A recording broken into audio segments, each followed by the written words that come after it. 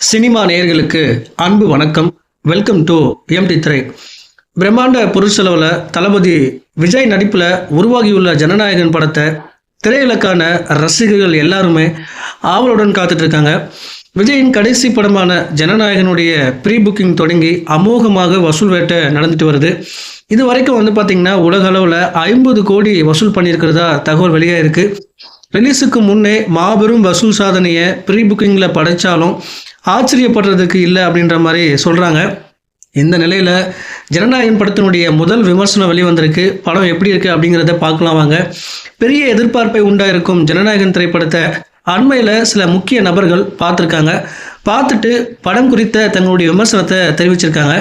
ஜனநாயகன் படத்தை பார்த்த முக்கிய புள்ளிகள் சிலர் பார்த்திங்கன்னா விஜயின் திரை வாழ்க்கையில் சிறந்த படம் இதுதான் அப்படின்ற மாதிரி சொல்லியிருக்காங்க. படம் ஹாலிவுட் தரத்தில் இருப்பதாகவும் 3 மணி நேரம் உள்ள இந்த திரைப்படம் எங்கேயுமே போர் அடிக்கல அப்படின்ற மாதிரியும் சொல்லியிருக்காங்க.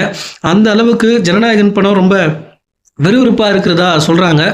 இப்படியா முதல் விமர்சனம் வெளிவந்திருக்கு. இந்த தகவலை பிரபல மூத்த பத்திரிகையாளர் ஒருவர் சொல்லியிருக்காரு. இது ஒரு பக்கம் இருக்க, இந்த படத்துக்கு தணிக்கை சான்றிதழ் இன்னும் வழங்கப்படலை. இதற்காக படக்குழுவினர் வழக்கு தொடர்ந்துள்ள நிலையில் நேற்று நீதிமன்றத்தில் விசாரணை நடைபெற்றது. இதைத் தொடர்ந்து இன்று வழக்கு ஒத்திவைக்கப்பட்டிருக்கு.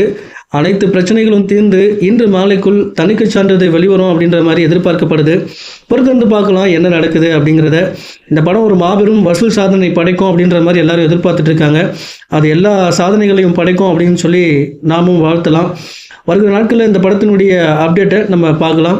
அடுத்த விமர்சனத்தில் சந்திக்கிறேன். நன்றி, வணக்கம்.